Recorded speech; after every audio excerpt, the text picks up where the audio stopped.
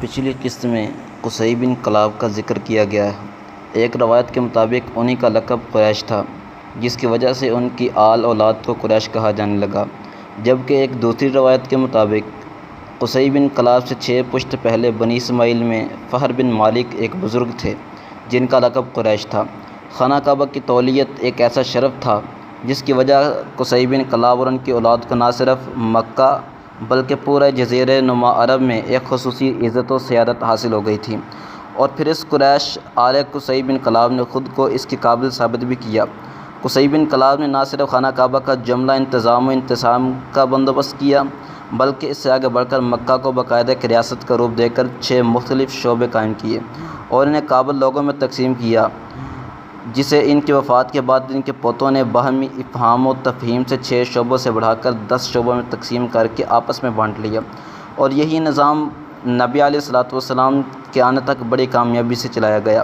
اس تقسیم کے نتیجے میں آپ صلی اللہ علیہ وسلم کے جد امجد حضرت ہاشم کو حاجیوں کو پانی پلانے کا کام، امارۃ البیت یعنی حرم میں نظم و ضبط قائم رکھنا اور احترام حرم کا خیال رکھنا، اور افاضہ حج کی قیادت کرنا کی خدمات سونپی گئی، جو ان کے بعد بنو ہاشم کے خاندان میں نسل در نسل چلتی رہیں۔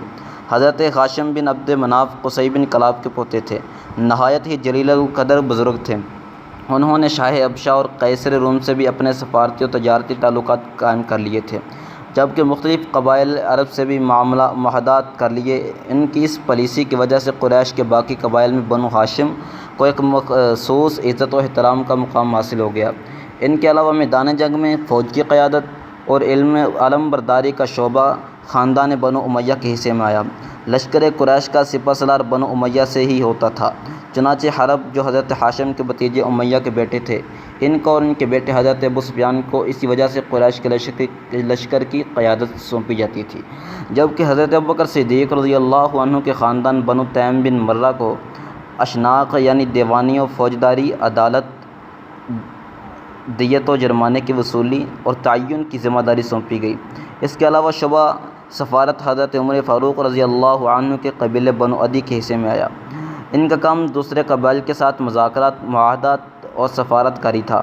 بنو مخزوم جو حضرت خالد بن ولید رضی اللہ عنہ کا قبیلہ تھا، ان کے حصے میں قبہ و اعانہ کا شعبہ آیا۔ ان کا کام قومی ضروریات کے لیے مال و اسباب اکٹھا کرنا اور فوجی ساز و سامان اور گھوڑوں کی فراہمی تھا۔ قریش کے گھڑ سوار دستے کا کمانڈر بھی اسی قبیلے سے ہوتا تھا۔ اپنا وقت آنے پر حضرت خالد بن ولید رضی اللہ عنہ نے مدتوں شاہ سوار دستوں کی کمان نہایت خوش اسلوبی سے سنبھالی۔ اسی طرح باقی 5 شعبوں کی ذمہ داری مختلف قبائل قریش کے حوالے کر دی گئی تھی۔